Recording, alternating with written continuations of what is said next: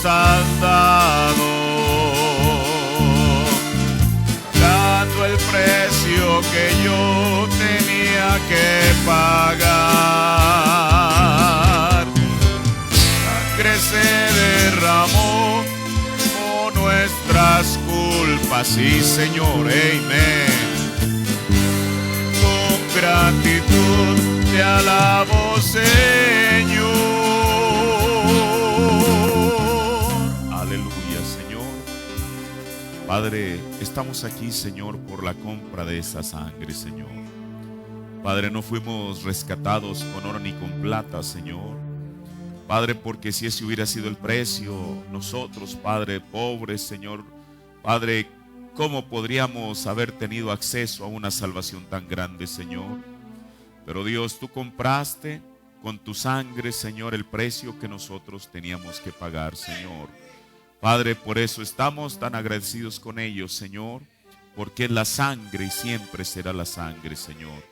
Padre, ahora Dios, en esta mañana te pedimos que tú me asistas en la predicación de tu palabra, que tu Espíritu Santo, Señor Jesús, la atmósfera celestial que tu pueblo ha formado en esta mañana y en este lugar, Señor, pueda permitir, Dios, que tu palabra pueda salir con libertad y que sea de beneficio y edificación para nuestras almas.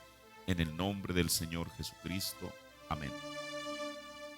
Dios bendiga a cada uno de ustedes. Les saludo y les doy una bienvenida en el nombre del Señor Jesucristo. Vamos a ir al libro de Hebreos, el capítulo 12, donde hemos tomado la escritura inicial para este tema que hemos llamado el misterio y la revelación de la sangre. Este es el sermón número 3 y vamos a tomar algunas cositas que la palabra de Dios dice, muy preciosas.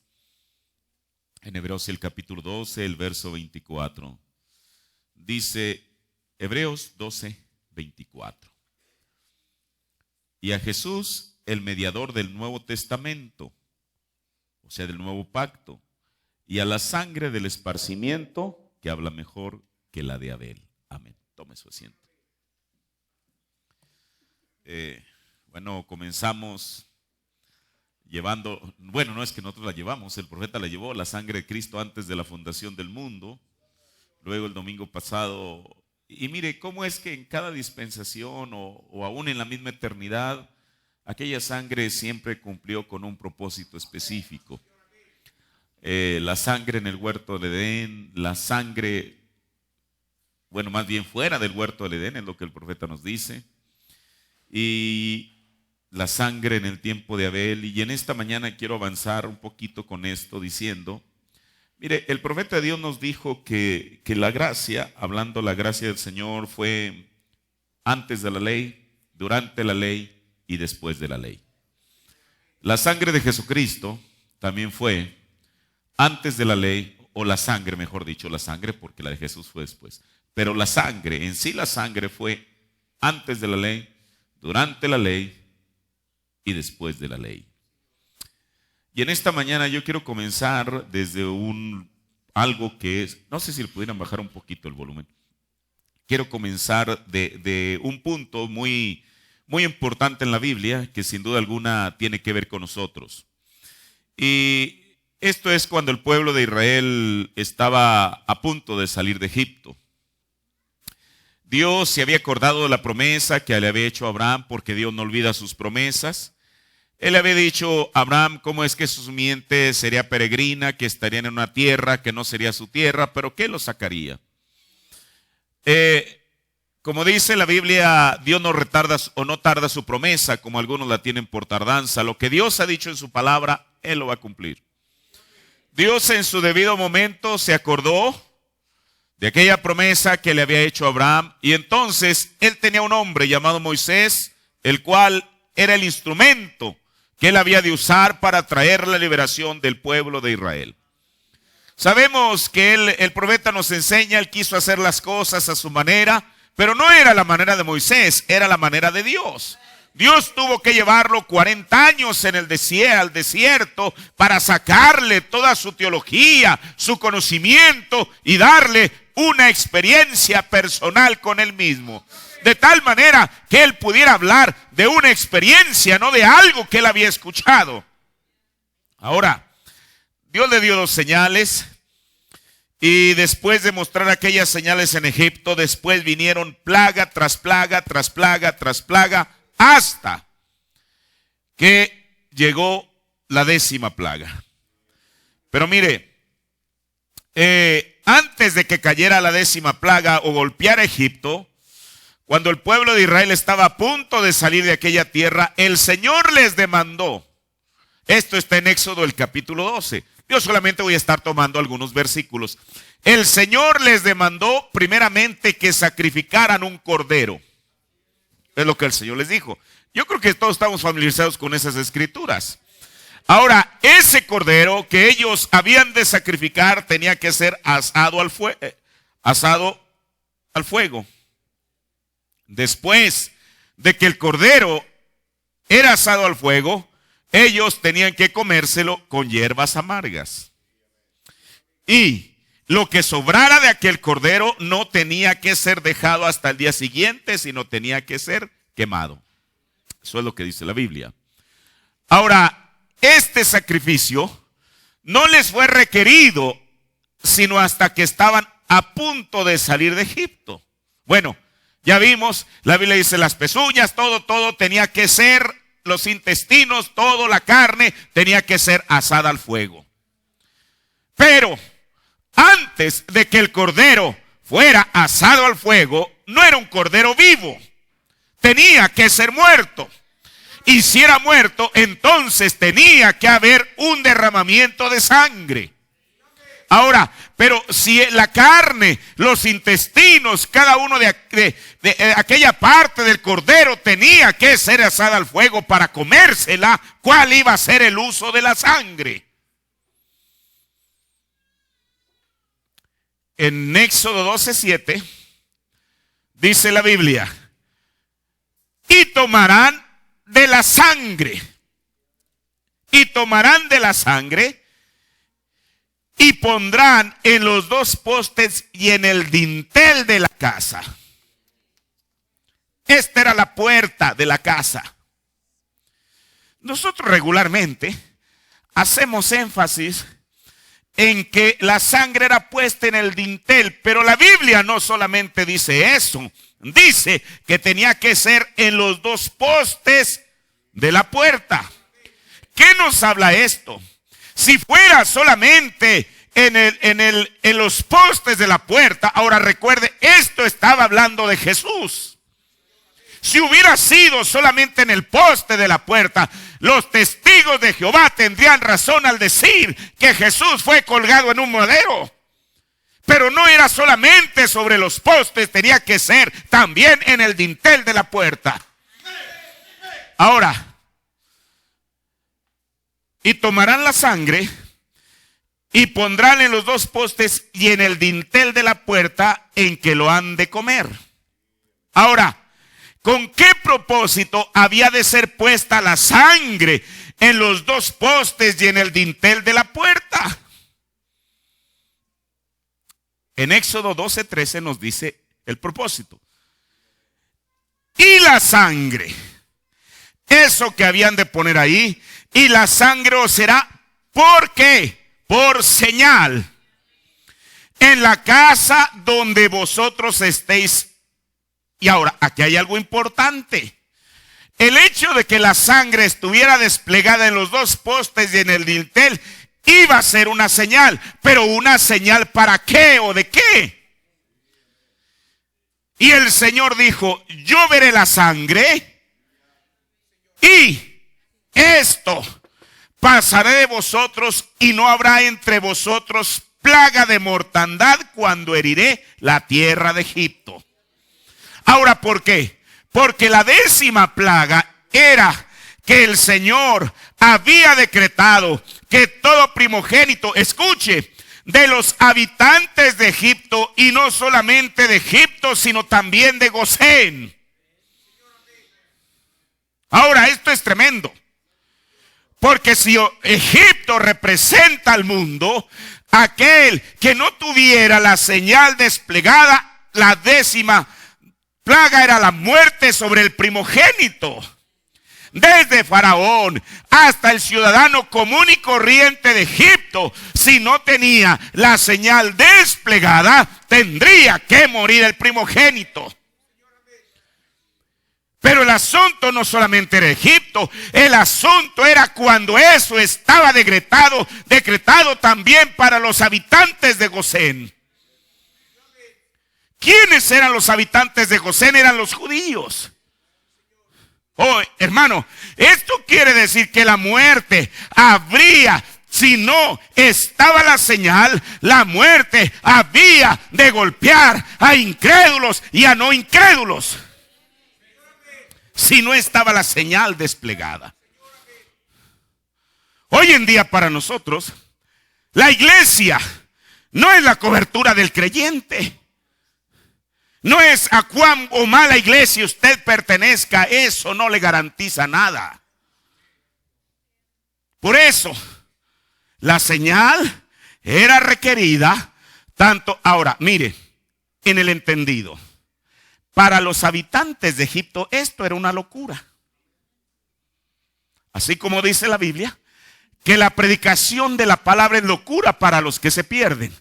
La gente no, ahora, el hecho de que la gente no cree en un Dios no quiere decir que no exista un Dios, y la gente que hace mofa de la Biblia y de la palabra de Dios, por el hecho de que hagan mofa, eso no quiere decir que un día vayan a ser traídos a juicio.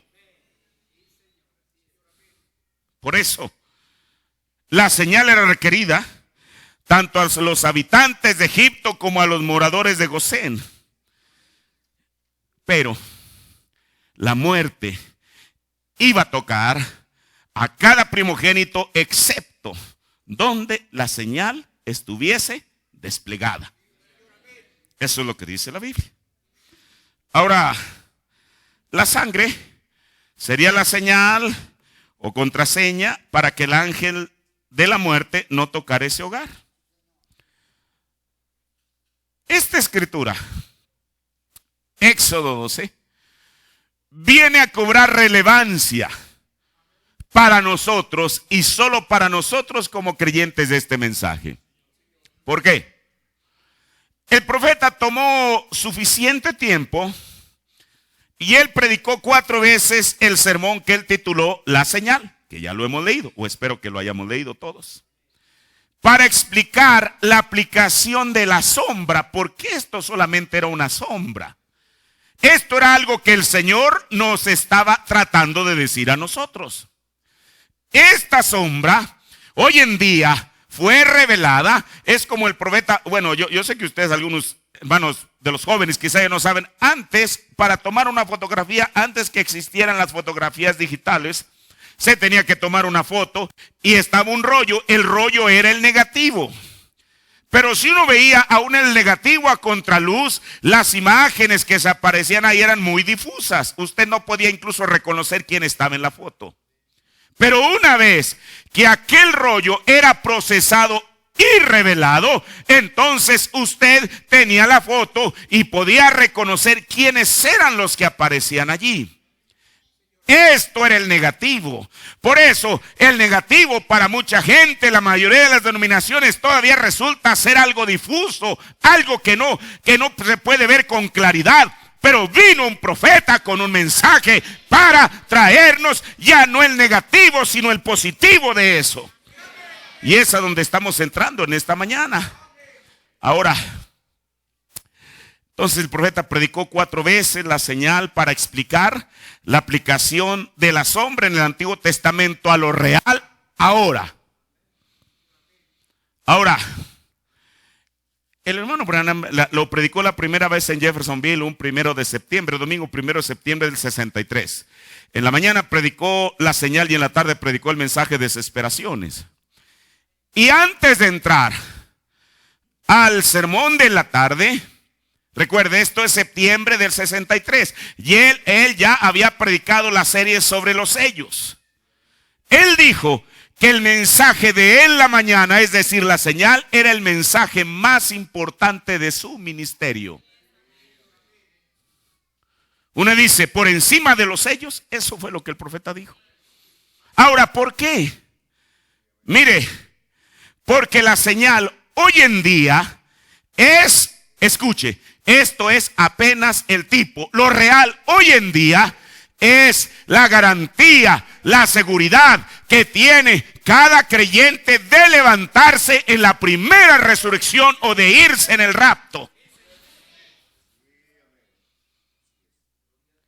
Ahora, usted, yo, cualquiera, podemos tener la mejor teología, el mejor conocimiento de la Biblia o el mensaje, o incluso la enseñanza más aproximada a la verdad. Porque cualquier hombre que él mismo diga que tiene la verdad, esa es la más grande mentira que cualquier ministro le puede decir a cualquier congregación. Que les diga, yo tengo la verdad absoluta, yo tengo todo. ¿Quién tiene todo? Al reclamar, decir que tiene la verdad, está teniendo una mentira para comenzar. Pero sí puede ser que alguien tenga lo más aproximado a la verdad. El único que tiene la verdad absoluta es Dios. Incluso con la enseñanza más aproximada, sin la señal, esto en el tipo y en lo real, sin la señal es solamente acumular conocimiento. Y aunque vaya a cualquier iglesia, donde quiera que esté y quien quiera que sea su pastor, si no tiene la señal, solamente está acumulando conocimiento. Por eso el profeta dijo que la señal era el mensaje más sobresaliente de su ministerio. Hermano, ahora mire, siempre hay balance. Desde luego hay gente que dice, ¿para qué queremos los misterios? Ahora, mire, a veces uno piensa que Dios es como nosotros, hermano. Dios es Dios. Dios es todo sabiduría. Si los misterios no fueran necesarios, Él no los hubiera hablado. ¿Para qué? Pero como dijo Pablo, quita lo primero para establecer lo postrero. Usted tenga la señal y después tenga todo lo que el Señor quiera agregarle. Porque si lo hace al revés, pues es solamente tratar de impresionar a la gente. Decir, oh, mire, quiero decirle yo cuánto sé del mensaje, cuánto sé de la Biblia. Y está bien que sepa del mensaje y de la Biblia, pero sin la señal somos paja para la gran tribulación. Así de sencillo. Y eso no es tratando de ofender a nadie, es simplemente siendo veraces a lo que Dios ha dicho en su palabra. Ahora, ¿qué representaría aquella señal para hoy en día? Porque es lo que nos interesa. ¿Qué es lo que representa para nosotros? Mire, Pablo dijo, lo dijo en Hebreos 10:1, que la ley, es decir, el Antiguo Testamento es la sombra de hoy. Todos los sacrificios, el tabernáculo, los rituales estaban representando algo para nosotros hoy. Pero entonces examinemos esta escritura de Éxodo 12. La Biblia dice que cada familia tenía que tomar un cordero. Era un cordero por familia, pero no cualquier cordero. La Biblia dice que ese cordero tendría que ser sin defecto. Eso es lo que la Biblia dice en Éxodo. Ahora, todos sabemos que aquel cordero, el cual era inmolado, se tomaba la sangre y se pintaba la señal en los postes y en el dintel de la puerta, estaba representando o era un tipo de Jesucristo. Mire, voy a decir esto. El hermano Branham dijo que él no era un teólogo, él dijo que él era un tipologista. ¿Es correcto? Para mí, cada tipo que él representó es verdad. Y yo no lo razono. Pero hoy en día existen miles y miles de tipologistas en este mensaje. Cada quien tipificando las cosas a su manera. Pero esto no quiere decir que no haya un verdadero tipologista, lo cual fue el profeta de Dios para esta edad. Por eso, para mí ese es absoluto. Yo escucho y respeto lo que escucho, pero para mí el absoluto es la Biblia y el mensaje de la hora. Ahora, este cordero estaba tipificando, representando a Jesucristo. Y así fue como Juan identificó a Jesús en el comienzo del ministerio de Jesús. En Juan 1:35 y 36 dice: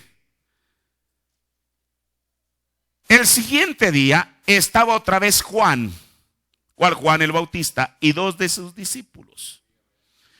Y mirando a Jesús que andaba por allí, dijo Juan, ¿qué fue lo que dijo? He aquí el Cordero de Dios. Entonces, si era un cordero lo que se requería, la sangre de aquel cordero para aplicar la señal, y aquello era la sombra, aquello era el tipo, eso estaba hablando cuando vendría el verdadero cordero.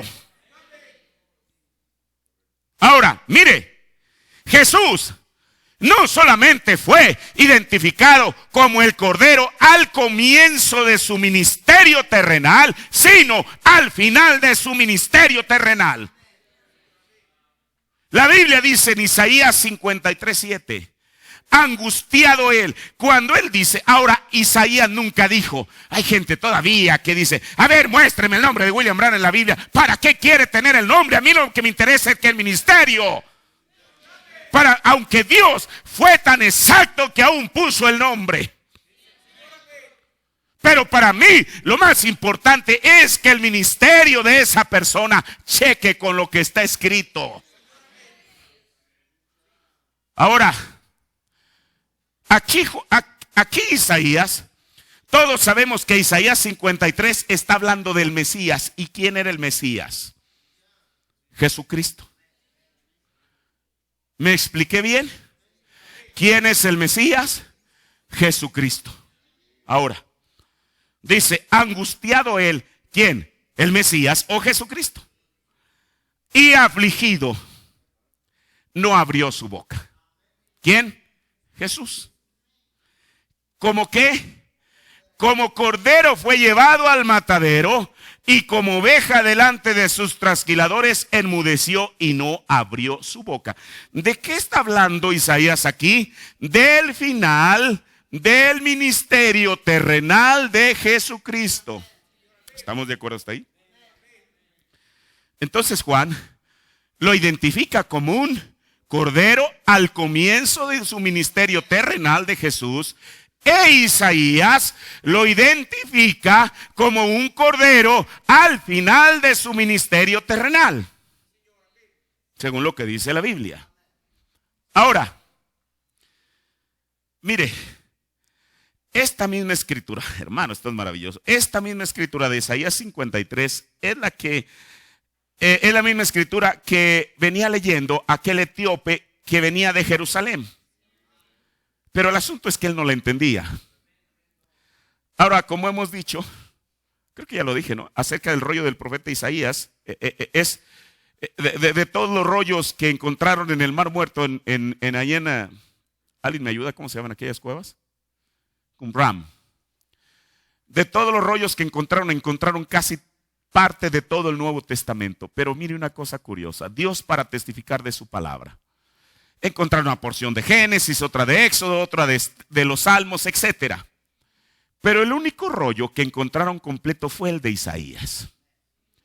Y lo tienen exhibido ahí en el Museo del Libro en Jerusalén. Yo estuve ahí.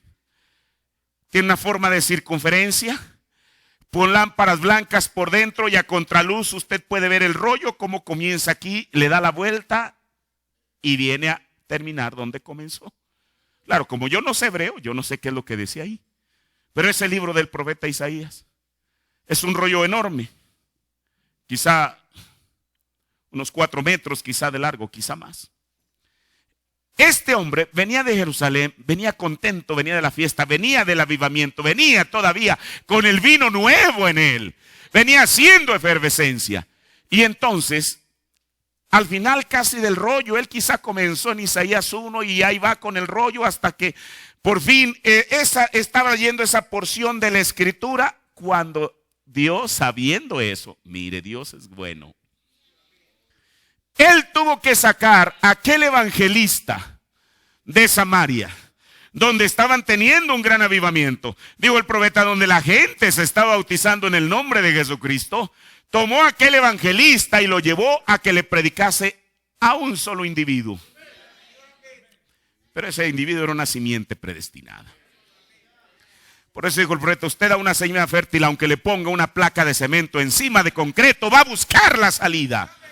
Si en este hombre había algo que clamaba en su corazón diciendo: ¿de quién habla? Ahora, yo no dudo, cualquiera de nosotros en alguna etapa de nuestra vida a lo mejor teníamos algún error en nuestra creencia.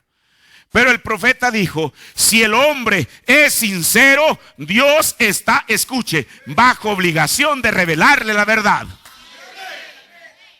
Si este etíope era sincero, yo creo que lo era, Dios estaba bajo obligación de revelarle la verdad. Que tenía que mover a un hombre, ¿qué importaba? Dios sabe cómo hacer las cosas. Y entonces él viene leyendo esta misma escritura: como cordero fue llevado al matadero, y como oveja delante de sus trasquiladores. Ahora, escuche, Felipe, o más bien el etíope, tenía la incertidumbre si respecto a quién cumplía esta escritura. ¿Cuál? Isaías 53, 7 y 8. Él venía pensando, él venía leyendo sinceramente su Biblia, venía leyendo el mensaje, venía escuchando la cinta. Bueno, pero ¿esto a quién se aplica? ¿Será Isaías mismo, quien como cordero fue llevado al matadero y no abrió su boca, y como oveja delante de sus trasquiladores enmudeció?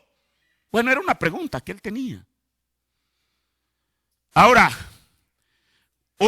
si no era Isaías, ¿se trataría de alguien más?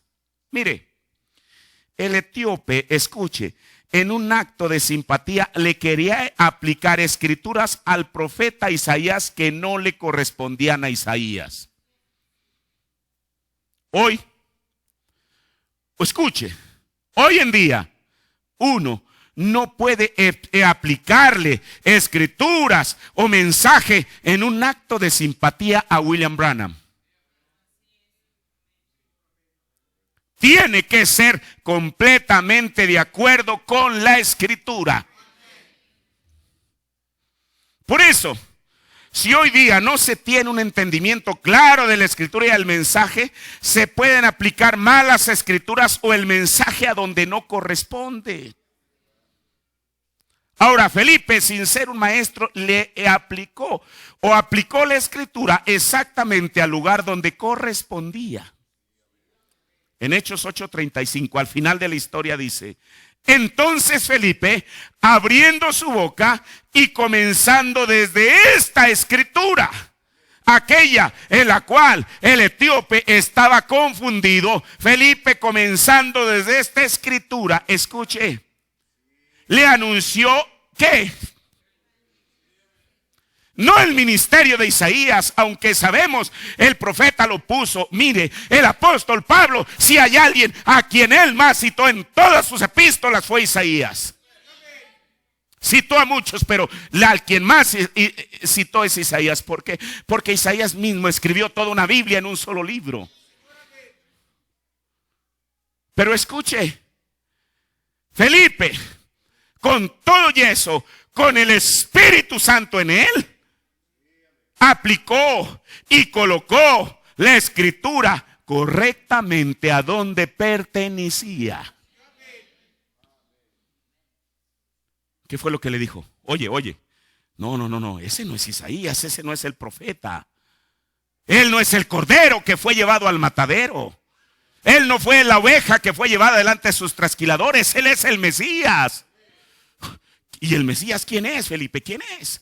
Y entonces, comenzando desde esa escritura, de Isaías 53 hasta Génesis, y a través de toda la Biblia, lo llevó para mostrarle a quién se refería esa escritura, hermano. Y el tener aquello fue una revelación tan tremenda que vino al corazón de un hombre, que lo primero que hizo cuando vio ahí un pequeño estanque, no fue, Felipe, bautízate, porque si no, si te mueres mañana te vas a ir al infierno, bautízate, como dijo el profeta, trayendo al hombre por presunción. Mira, Juanito, tu mamá fue una santa de Dios. Esa no es la manera. Eso es lo que el profeta dijo. Pero él, cuando vio lo primero que él necesitaba, que era el bautismo en agua, le dijo: aquí hay agua, Señor, ¿qué me impide? Y bueno, ¿sabe usted qué le dijo Felipe? No impide nada. Si crees, bien puedes. Y lo bautizó. Ahora, mire, por eso se requiere la genuina. El asunto es que hoy en día todo mundo habla de revelación. Pero eso no invalida que se requiera una genuina revelación del Espíritu Santo para dar en el blanco. Oye, hermano, no es cuestión de que usted le tira a los patos con una escopeta del calibre 12 a ver cuál perdigón le pega. Es asunto que usted tenga un rifle con los hilos cruzados bien puestos para que donde usted ponga la mira, ahí es a donde va a ir a dar la bala. Hoy en día no debería de ser eso. Estamos viviendo en el tiempo en el cual el tiempo lo apremia, quedamos en el blanco o no disparamos. Ahora, ¿cómo podemos saber si una revelación es del Espíritu Santo o no? Bueno, esto no es complicado. Podemos tener la certeza cuando va en línea con toda la Escritura y el mensaje. No es asunto, hermano, de tomar versículos de la Biblia o párrafos del mensaje y aislarlos y hacer de ellos una doctrina correcta. No se puede. Ahora mire, regresando a Juan, y voy a introducir esto. Usted diga, bueno, eso no tiene nada que ver con el tema. Bueno, lo voy a introducir. Juan, cuando presenta a Jesús, dice: he aquí el Cordero de Dios, en la escritura que acabamos de tomar. Pero si regresamos un poquito ahí mismo a San Juan, ahora en el versículo 26 al 29, esto sucedió antes de la escritura que tomamos, creo que fue Juan 1, 35 y 36. Ahora vamos a tomar Juan 1, 26 al 29, donde dice, aquí está Juan hablando. Y Juan le respondió diciendo: yo bautizo con agua. Juan el Bautista. Pero él sabía que eso no era todo. Él había venido con un propósito específico. Mas en medio de vosotros ha estado alguien a quien vosotros no conocéis. Aquel que ha estado entre vosotros, a quien ustedes no conocen, ha de venir tras mí, el cual es antes de mí. Mire qué cosa. Si uno toma la cronología bíblica, Jesús no fue antes que Juan. Juan era 6 meses mayor que Jesús. ¿Es verdad? Pero Juan no se estaba refiriendo a eso, porque en el principio era el verbo. Antes de que viniera a ser carne, por eso Jesús dijo: antes que Abraham fuese, yo soy. Por eso Juan sabía eso. Ahora, dice: este es el que ha de venir, el cual es antes de mí. Escuche. Del cual yo no soy digno de desatar la correa del zapato. Estas cosas acontecieron en Betábara, de la otra parte del Jordán, donde Juan bautizaba. El día siguiente ve Juan a Jesús que venía a él y dice: he aquí el Cordero de Dios que quita el pecado del mundo. Ahora mire, aquí hay dos cosas interesantes. Primero, cuando Juan habla del Mesías, él dice que él no es digno de desatar la correa del zapato. Y luego dice que Jesús es el Cordero de Dios que quita el pecado del mundo. Pero ahora vamos a Mateo el capítulo 3, el verso 11 y 12. San Mateo 3, mire, esto es maravillosa la palabra de Dios. Aquí está Juan, el mismo Juan que habló en San Juan 1, es el mismo Juan que está hablando.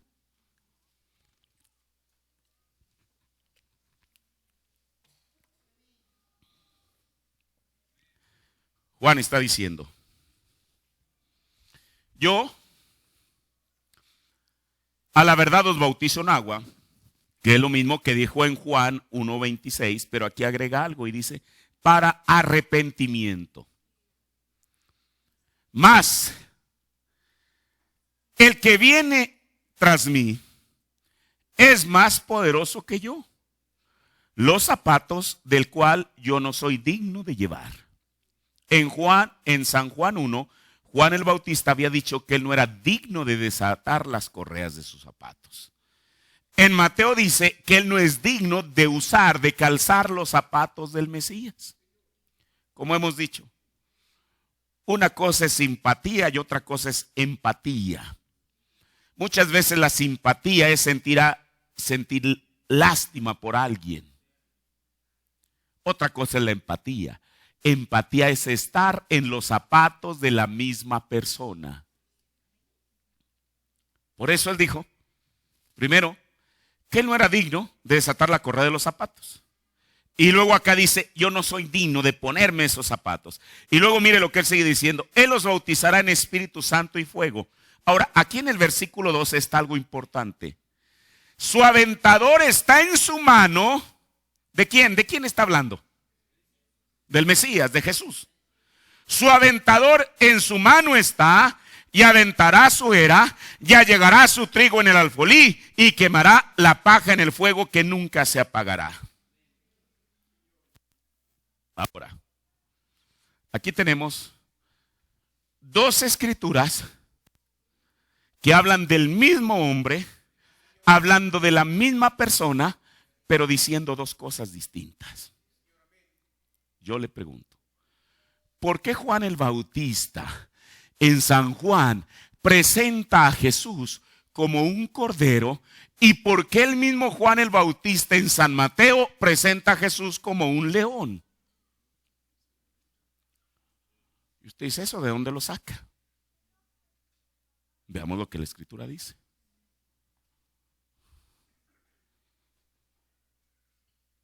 ¿Un león? Yo mismo me pregunto, ¿un león? Un león habla de juicio. Cualquier persona sabe que cuando el trigo se ha juntado y la paja se ha quemada, ya no es tiempo de misericordia, es tiempo de juicio.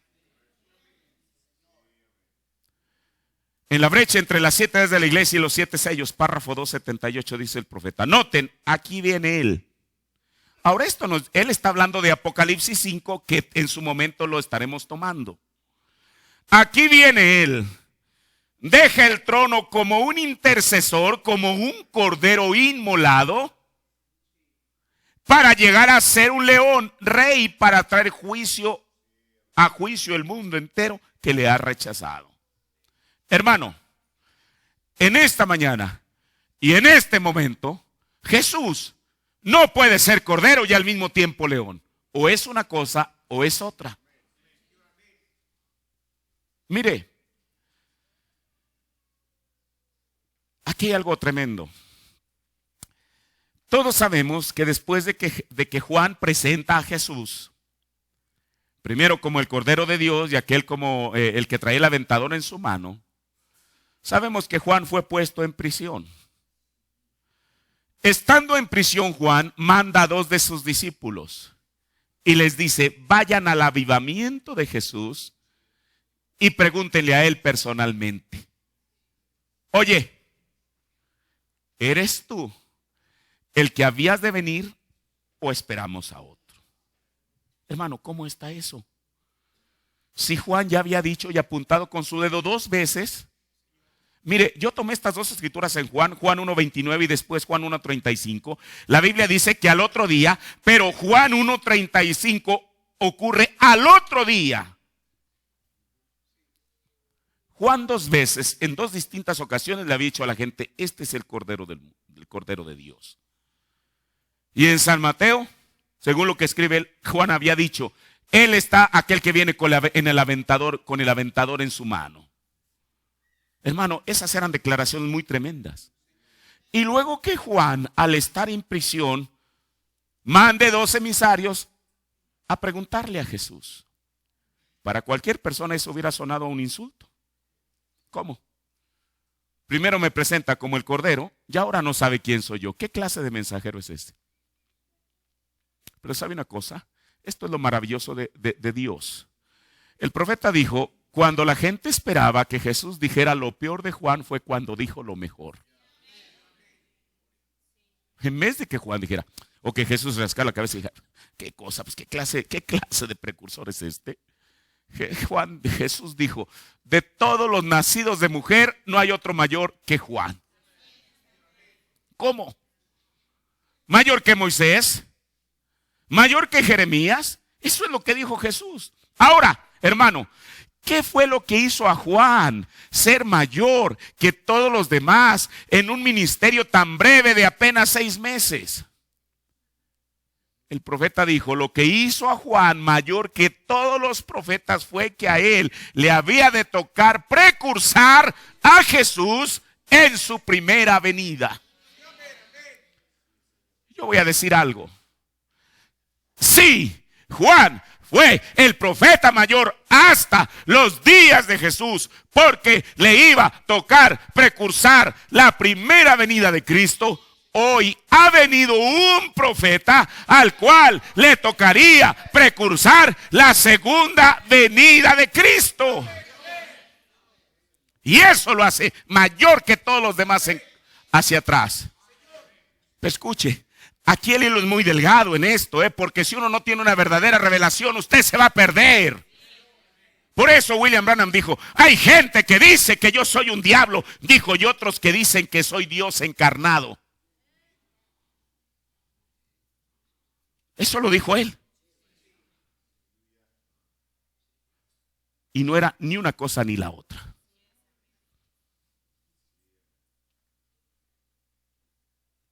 Escuche. Ni era ni una cosa ni la otra. Mire, yo por primera vez voy a decir algo. No voy a decir el nombre, es un hermano americano, por respeto a su memoria, ella partió de esta tierra. Fue uno de los hermanos muy cercanos a William Branham. Cuando el hermano Branham dejó la tierra, él fue el que se encargó era el que distribuía las cintas antes que existiera grabación en La Voz de Dios. Era un hombre tremendo. Él fue testigo de muchas cosas. Estuvo en el monte del atardecer cuando aquel estruendo, o sea, él tenía tantas cosas que testificar. Y en una ocasión unos hermanos vinieron de África, que ellos ya tenían su creencia. Y ellos quisieron hacerle una entrevista a alguien que se acoplara con la creencia de ellos. Y buscaron a este hombre en Jeffersonville. Y esa entrevista está en YouTube. Yo ya sabía esto, pero bueno, no lo había corroborado hasta que lo escuché de los propios labios de este hermano, muy respetado en el mensaje. ¿Y sabe usted lo que dijo? Que William Branham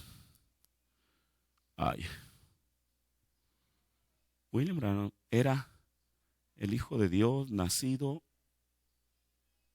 sin pecado o de una virgen.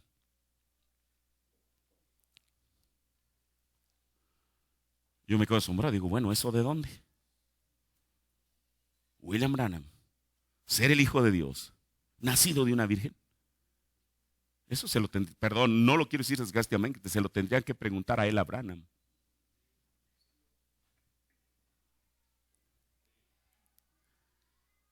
William Branham dijo, William Branham, hijo de un borracho y de una mujer media india. Jesús podría decir, yo Jesús de Nazaret, hijo de María y de José.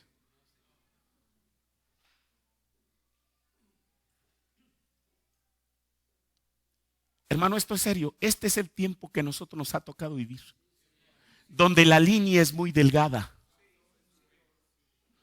Donde la línea es muy delgada. Ahora,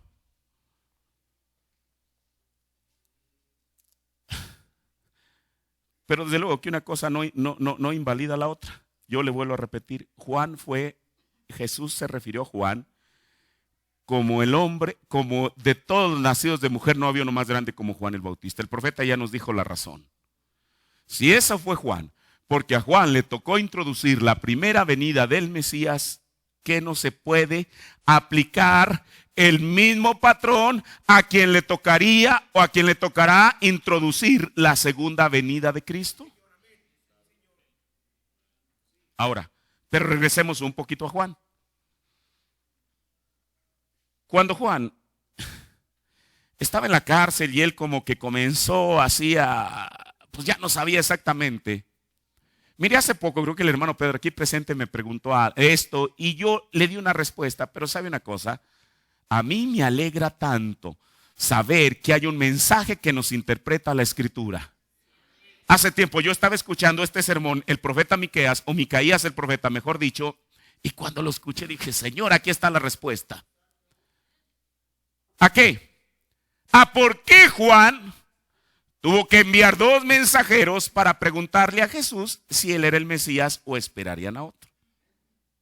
Mire, en el párrafo 7, qué hermoso está esto. Dice, y Juan había llegado a ser, él no lo expresó de esa manera, pero como que se ofendió debido a que las cosas no resultaron en la manera que él pensó que deberían haber resultado. Mire, aquí cobra relevancia Mateo 3.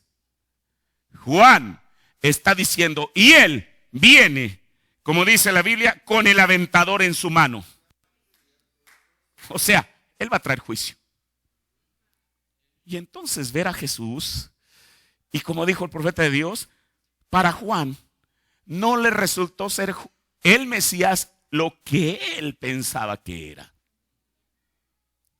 Dice, él no lo expresó de esa manera, pero como que se ofendió. ¿Quién? Juan. Como que se ofendió debido a que las cosas no resultaron exactamente de la manera que él pensó que deberían haber resultado. Porque él había introducido a Jesús o mejor dicho, a Cristo el Mesías con un aventador en su mano, limpiando la era y quemando la paja. Cuando él vino, oh hermano, así es como Juan lo presentó. Dice el profeta, y cuando él vino, o sea Jesús, él era muy manso y humilde y bondadoso. ¿Se parece una cosa a la otra? Juan, lo habéis visto precisamente, como yo le digo, Juan lo presentó como si fuera un león viniendo a traer juicio y resulta, Jesús algún día será un león. Pero Jesús tenía que cumplir esto. Por eso es donde Juan dice, bueno, ¿qué cosa? ¿Qué es lo que está pasando aquí? Pero mire, Jesús entendía eso perfectamente. Por eso nunca hubo un reproche de Jesús hacia Juan. Él sabía, mire, si estas cosas que yo le estoy leyendo es lo que Dios pensó y lo habló a través de su profeta, ¿no cree usted que Jesús debió de haber pensado también estas cosas respecto a Juan? Por eso es que nunca le reprochó nada. Dice, o mejor dicho, a Cristo el Mesías con un aventador en su mano, limpiando la era y quemando la paja. ¿Eso no hizo Jesús o sí? Incluso cuando los discípulos vieron que Jesús, aquel hombre vestido de blanco, había sembrado trigo, usted dice, ¿y cómo sabe que es vestido de blanco? Porque el profeta lo dijo. Aquel hombre vestido de blanco iba sembrando la semilla y entonces cuando se pierde en la curvatura de la tierra viene otro individuo vestido de negro de una manera muy sospechosa. Usted sabe porque cuando una persona algo anda mal con ella, eso no se puede ocultar. Muy sospechoso, que nadie lo fuera a ver y sacando también de su alforja o de su bolsa, pum, pum, pum, pum, sembrando semilla. Esto es lo que el profeta vio en la visión. Y cuando comienza a salir la semilla, los discípulos asombrados le dijeron, Señor, ¿qué no sembraste buena semilla? Jesús había sembrado buena semilla. Pero Jesús dijo, detrás de mí vino el enemigo, sembrando simiente de discrepancia. Y eso era lo que había salido. Y los discípulos, como cualquier buen legalista dijera, que en la iglesia solamente haya creyentes, no queremos ni un hipócrita. Dijo, Señor, vamos a arrancar la hierba. Esta hierba lo único que está trayendo es mal testimonio en la iglesia. Que se vayan, que formen su propio grupo. Donde quiera que vayan a haber 3 clases de creyentes, de todas maneras. Por eso a mí nunca me va a convencer alguien. Es que nuestra iglesia es la verdadera. Es que somos el grupo. Si son 10 individuos, 3 son manufacturados, o si son 9 para ser exacto, 3 son manufacturados, o quizá más. No sé cuántos incrédulos, pero también habrá creyentes. Señor, ¿qué no sembraste puro trigo? Dijo, sí, yo sembré trigo.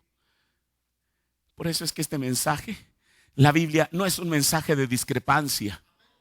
Esta es la palabra habla de la simiente original. Pero fue un enemigo el que después de haber sembrado la simiente de Dios, vino sembrando su semilla. Y los discípulos dijeron, Señor, ¿lo arrancaremos? Dijo, no, déjenlo en paz, déjenlos que crezcan juntos. Por 7 edades de la iglesia, hasta que el tiempo de la siega. Por eso no en vano el profeta habló en este tiempo sobre el tiempo de la siega. Mire, escuche, hoy en día la virgen fatua y la virgen prudente conviven juntas en la misma almazón de la iglesia. Usted no las puede separar, ni sabe, porque para comenzar, ¿usted cómo sabe? ¿Cómo le consta que alguien es cizaña y quién es trigo? ¿Cómo lo sabe usted? Dice, pero es que las apariencias engañan. Cuando el profeta habla de Jacob y Esaú, dijo, el bueno parecía malo y el malo parecía bueno, así que nos hubiéramos equivocado seguramente. Hoy en día ambas están conviviendo en la armazón de la iglesia. Pero viene un tiempo cuando habrá una separación física. Y eso no es yo escogiendo a mis amigotes, decir, hermano, pum, ustedes, les voy a enseñar, ustedes se van a ir con el rapto conmigo. No. ¿Sabe qué va a ser la diferencia? El Espíritu de Cristo en la persona. No va a ser el hombre discriminando a la gente, va a ser, hermano, ahí nada tiene que ver el hombre. Si el Espíritu que moraba en Cristo mora en vosotros, Él vivificará vuestro cuerpo mortal. Jesús dijo, y si viniere, os tomaré a mí mismo. Por eso el profeta habla de aquella fábrica de metales que él visitó en Indiana. Todos sabemos la historia. Él veía que el brazo mecánico, punto, con el imán, el metal se iba y lo depositaba. Y entonces dijo, bueno, había otros 2 que no se iban. Y él le pregunta a la persona que lo llevó ahí. Dijo, oiga, ¿y los demás por qué no se van? Dijo, hay 2 razones. Unos, porque están sujetos al piso. Y el otro, porque no es de la misma naturaleza. Por eso ni el incrédulo ni el manufacturado se van a ir, solamente se va a ir el creyente. ¿Quiénes son? Yo no lo sé. Ahora, esta es la palabra clara, ¿o no? Ahora, mire lo que dice el profeta, sigo leyendo. Así que, bueno, Juan presenta a Jesús como un león, como aquel que traerá juicio, y resulta que Jesús no hizo eso. ¿Por qué? Porque él tenía que cumplir esto. Antes de ser león, primero tenía que ser cordero. Así que difícilmente podía entender qué era eso. Parecía que él había sido decepcionado y estaba un poquito ofendido, Juan. Sin embargo, él había visto la señal mesiánica y sabía que este era él, así que le envió discípulos para darse cuenta si ese era él. Ahora, regresando a esto, entonces el cordero del cual era inmolado y que su sangre era tomada para aplicar la señal, era un tipo de Jesús. ¿Estamos de acuerdo hasta ahí? Jesús siendo el cordero. Pero el cordero tenía otra cualidad. En Éxodo 12:5 dice, y el cordero será sin defecto. Segunda cualidad. Tenía que ser un cordero y tenía que ser sin defecto. Y hermano, si Jesús, ya no en la sombra, sino lo real, Él era el cordero o Él es el cordero. Si aquel cordero en la sombra tenía que ser sin defecto, entonces el cordero en lo real tenía que ser de la misma manera. Y el apóstol Pedro dice en 1 de Pedro, el capítulo 1, el verso 18, Primera de Pedro 1, 18 y 19 dice, sabiendo que habéis sido rescatados de vuestra vana conversación, la cual recibisteis de vuestros padres. O sea, el pecado nosotros lo heredamos de nuestros padres y nuestros padres de nuestros abuelos y nuestros abuelos de nuestros bisabuelos y así sucesivamente. Sabiendo que habéis sido rescatados de vuestra vana conversación, la cual recibisteis de vuestros padres, no con cosas corruptibles como oro o plata. Como dice el canto. Me rescató, mando con plata. Con oro no. ¿Con qué? ¿Con qué? Repítalo, por favor. Con su sangre. Y es lo que está diciendo aquí Pedro. Sino con la sangre preciosa de Cristo. Entonces, ¿qué fue lo que nos rescató? De acuerdo a la Biblia. Repítalo. ¿Qué fue lo que nos rescató? De acuerdo a la Biblia. La sangre. No la sangre de un cordero. No la sangre de William Branham. La sangre de un cordero.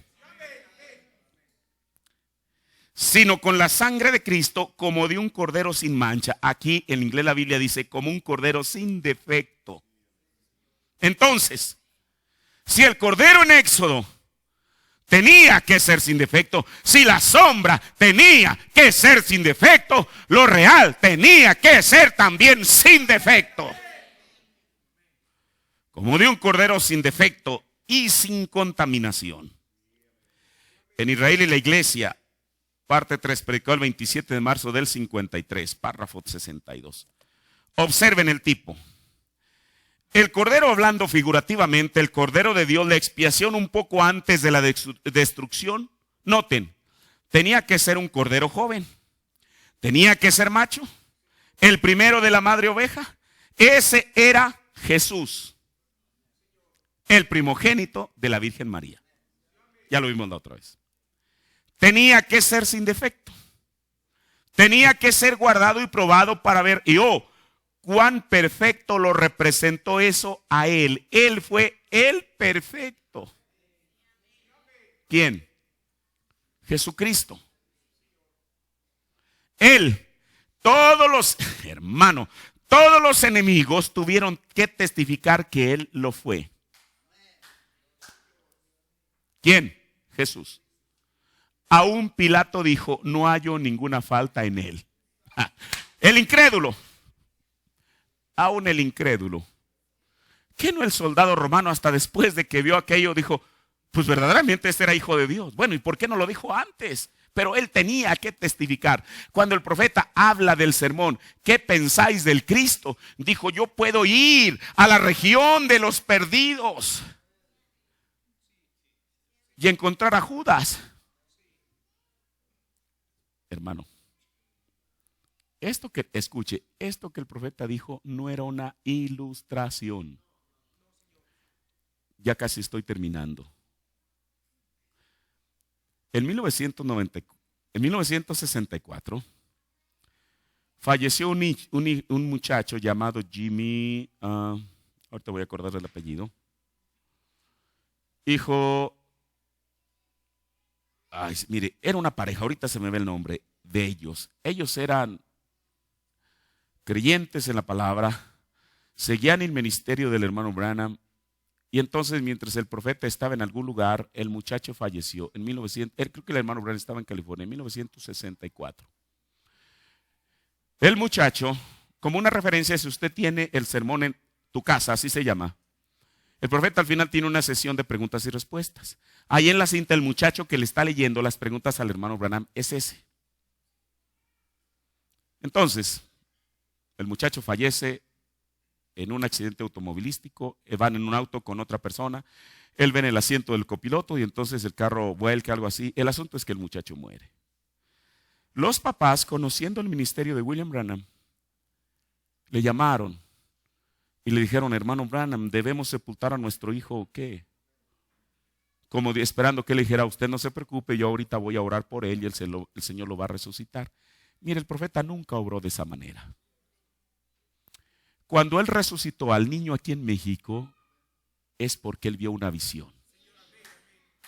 Cuando él resucitó al niño en Finlandia es porque 2 años antes él había visto una visión. Cuando él no resucitó a la niña de Julius Stadtclef, que este era otro hombre, es otra historia, él estaba sirviendo como capellán del ejército en Alemania, del ejército de los Estados Unidos, su niña muere, ellos le mandan una misiva al profeta diciendo que él viniera para que orara por su niña. Es más, creo que le ofrecían un avión del ejército para que fuera por él y lo trajera. ¿Qué tal si William Branham se hubiera emocionado? Oh, sí, yo soy el profeta de Dios. Si han resucitado bajo mis ministerios, escuche. Y yo con esto no estoy minimizando a nadie. Pero en el ministerio de William Branham, en el ministerio hubo más resurrecciones de muertos que en toda la Biblia.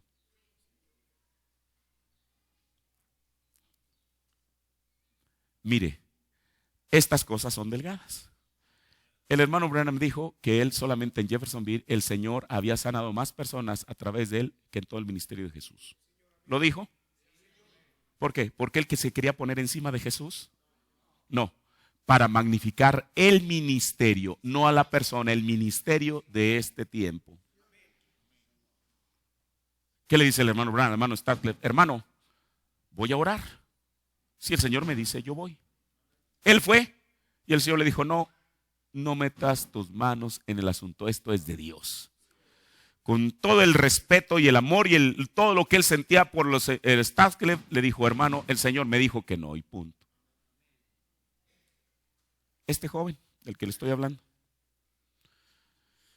mire, se me ve el nombre, ahorita quizá me acuerdo. Entonces muere y le llaman al hermano Branham a ver si él podía venir y a ver qué se hacía con aquel joven. Entonces, pues él les dijo, hermanos, el Señor no me ha dicho nada. Eran sus amigos, eran hermanos en Cristo. No me ha dicho nada. Bueno, pues entonces lo vamos a sepultar. Pero fíjese, el hermano Branham pidió ir al lugar del accidente. Y él fue. Esto él no tenía manera de saberlo como persona. Pero le dijo, hermano, su hijo venía en el asiento del lado derecho. Sí, hermano Branham. Ok. Dijo, porque yo vi una luz que salió de ese lado del asiento. Oh, qué tremendo. Dijo, pero con todo y eso. Porque otra cosa. Después lo que a ellos les preocupaba era saber si el muchacho era salvo o no. ¿Y sabe usted lo que hizo un profeta de Dios? Yo voy a usar, él no usa esta palabra, yo la voy a usar para que usted me entienda. Dice que él hurgó. ¿Sabe lo que es la palabra hurgar? Hurgar. Meterse por ahí hasta lo. Dijo, en la región de los perdidos y no lo encontré. ¿Cómo? No sé. A mí yo no se lo puedo explicar. Pero entonces, si no estaba en la región de los perdidos, tampoco estaba en el purgatorio, porque no hay purgatorio. De allá, hermano, de allá, él fue al otro lugar y dijo, le pregunté que si él quería regresar a la tierra. ¿Y sabe qué le dijo? No. Dijo, es más, en este momento está platicando con mi hija Sharon Rose. ¿Qué le parece? Eso yo no lo puedo hacer. Por eso, mire, hermano, el diablo siempre tiene una cosa falsa de lo verdadero. Los mediums que los ponen ahí en la mesa en trance y que vas a hablar con el espíritu de tu abuelita, mentira. La gente, ahí está todo. Mentira. Ahora, para mucha gente esto puede sonar demasiado tremendo, pero para mí es una verdad. Porque yo no limito a Dios. Dios, Él puede hacer lo que Él quiera, como quiera, cuando quiera y con quien Él quiera. Ahora, entonces, mire, ya se me fue el tiempo. Hermano Branham dijo, yo puedo ir a la región de los perdidos y buscar a Judas. Dijo, yo lo puedo oír quizá todavía sonando aquel saco de la bolsa de las monedas. Y le diría: Judas, ¿qué piensas tú de aquel que traicionaste? Dijo: ¿sabe qué diría él? Yo he derramado sangre inocente. Dijo: ¿podría ir yo donde está Pilato y preguntarle: ¿qué piensas de aquel? Dijo: yo podría escuchar a Pilato todavía con aquella sensación, porque dijo, usted sabe lo que dice el profeta, que allá en Suiza hay como una especie de estanque donde se dice que ahí fue donde él murió demente, y siempre a diario se estaba lavando las manos porque tenía la sensación que tenía algo en sus manos que no se podía quitar.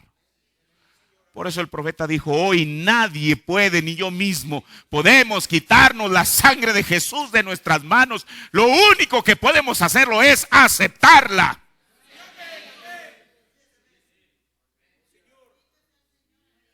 Yo le puedo preguntar a Pilato: Pilato, ¿qué piensas de aquel que fuiste testigo en su juicio? Dijo, y él diría: no encuentro falta en él.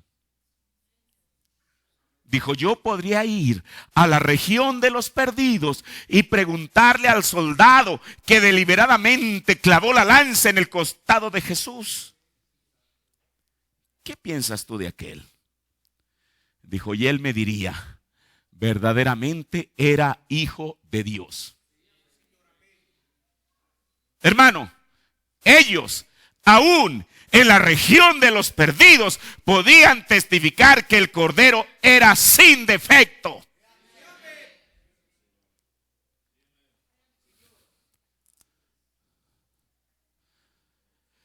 Oh Dios, dice: él fue el perfecto, todos los enemigos tuvieron que testificar lo que él fue. Aún Pilato dijo: no hallo ninguna falta en él, tráiganme agua. Ya casi estoy terminando, hermano, pero había algo más todavía. Bueno, primeramente era un cordero. Segundo, tenía que ser sin defecto. Algo más que dice la Biblia en Éxodo 12, 3 y luego de ahí al versículo 6. Éxodo 12, 3 dice: hablad a toda la congregación de Israel diciendo: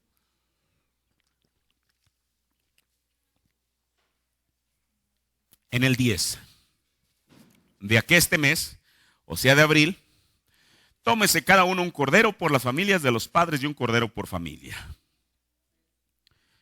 Y en el verso 6, y habéis de guardarlo hasta el día 14 de este mes, o sea de abril, y lo inmolará toda la congregación del pueblo de Israel entre las 2 tardes. Primero, ¿qué día era cuando tenían que tomar el cordero? El 10 de abril. Aquí está. ¿Qué día era cuando lo tenían que inmolar? El 14. Mire. 11, 12, 13.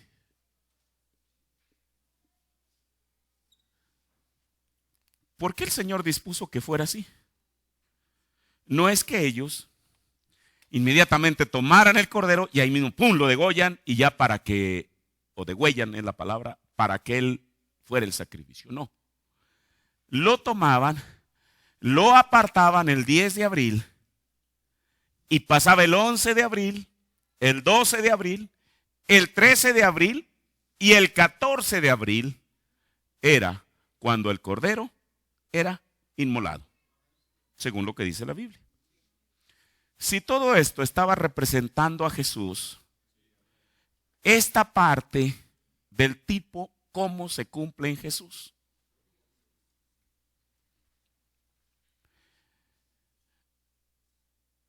Recuerden, entonces el cordero tenía que ser guardado por 4 días. En el sermón, el lugar escogido por Dios para la adoración, predicado el 20 de febrero del 65, párrafos 73 al 75.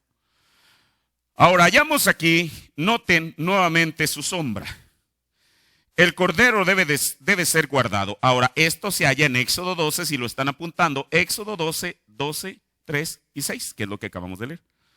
El cordero debería ser guardado por 4 días para ser probado, para ver si era digno de ser sacrificado. O sea, ¿para qué era esto?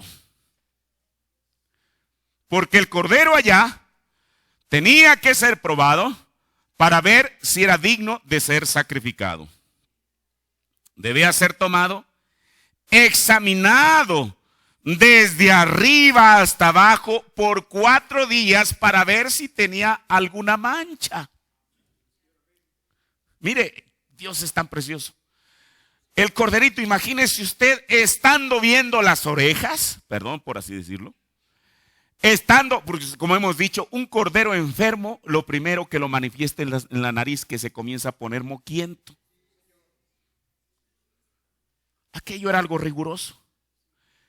Viéndole la nariz, la oreja, a ver si no tenía una garrapata. Viendo la oreja, viéndole la oreja a ver si no tenía moco. Nariz. Viendo la nariz a ver si no tenía moco. Viendo las pezuñas, las patas a ver si no estaba perniquebrado. Hermano, parecía que 4 días era demasiado. ¿No cree usted que eso en media hora lo podía, a lo mejor hasta en 15 minutos? Pero Dios, el Señor quería que ellos tuvieran la certeza que el cordero que se iba a inmolar, para que con esa sangre poner la señal, tuviera que ser un cordero, ¿qué? Sin defecto. Por eso no era a simple vista. Dice, ¡ay, qué bonito cordero! Mira, qué bonito bala. ¡Ay, está tan blanco como la nieve! ¡Qué simpático! No era un asunto de eso. Era asunto de examinarlo minuciosamente. Ahora, dice el profeta, para ver si tenía alguna enfermedad, para ver si el cordero tenía alguna cosa fuera de orden, debía de ser guardado por 4 días. Ahora noten. Alguien podría haber pensado que eso era muy poco, matarlo el día 14.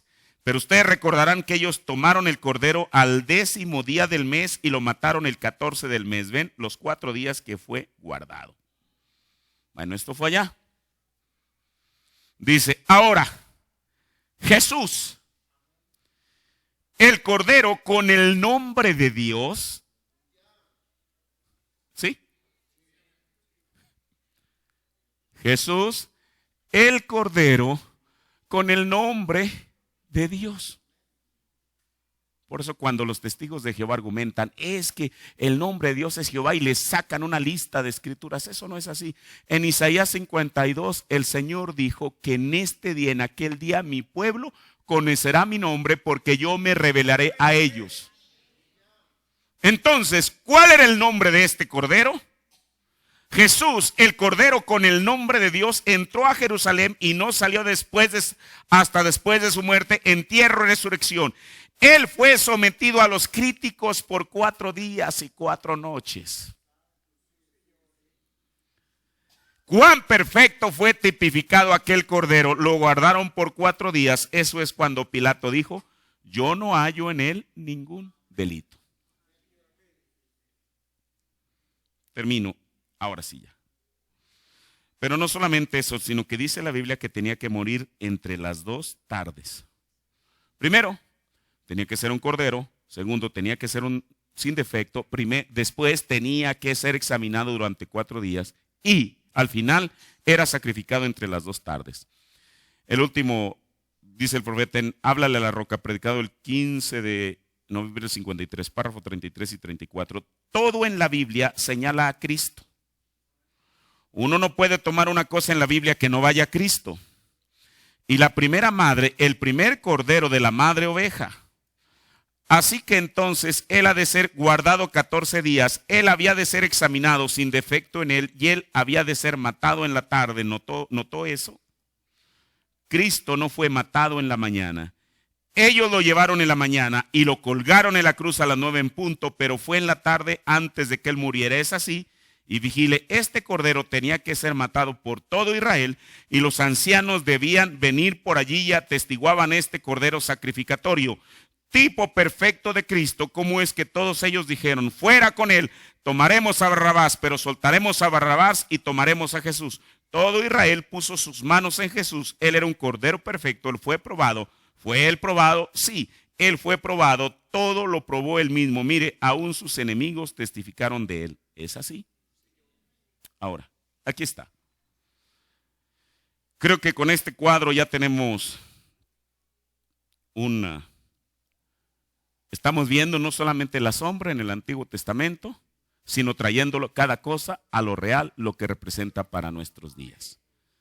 Pero con todo y eso, esto es tan importante, este tipo está tan importante para hoy en día, para la novia de Jesucristo alrededor del mundo, que sin la señal no nos levantamos en la primera resurrección y no nos vamos en el rapto. Así de importante. Uno no puede mutilar el mensaje y darle a la gente una vía corta. Usted nomás crea esto y ya está en el cielo. Hermano, si yo le dijera eso, lo estaría engañando y usted no merece ser engañado. Así que Dios nos ayude y después vamos a ver esto ya más de cerca. Ahorita creo que con lo que hemos visto es suficiente por este día. Vamos a orar. Señor, te damos gracias, Padre Celestial. Señor, porque si algo sabemos de tu palabra, Señor, no es por nuestra inteligencia, porque no tenemos ninguna, Señor, pero es por tu gracia y por la revelación que tú nos has dado, Señor. Cada una de estas cosas, Dios, fueron reveladas, Señor Jesús, para nuestro beneficio, Señor. Y aquí estamos nosotros, Padre, aprendiendo de ellas, Señor, conociendo de tu palabra, Señor, y que tu palabra, Padre, nos ayude, Señor Jesús, a estar preparados, Señor, porque este es el propósito, Dios. Tu mensaje no vino a formar teólogos, Señor, grandes conocedores del mensaje, Señor, aún grandes predicadores del mensaje, Señor, con lo respetuoso o lo respetable que cada uno de ellos pueda ser, Señor. El propósito principal por encima de los predicadores es prepararte una novia para ti mismo, Señor. Padre, y tú has enviado tu palabra, Señor, la cual está preparando a tu novia, Señor. Y a pesar de las cosas, habrá una novia, Señor. Porque tú así lo dijiste y así lo dijiste y así lo predestinaste, así lo escogiste, Señor. Gracias, mi Dios, por tu palabra en esta mañana, en el nombre de Jesucristo. Amén. Entonamos un canto, hermanos. Gloria a Dios.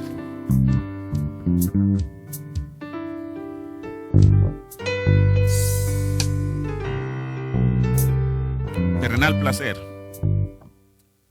¿Cómo dice? Terrenal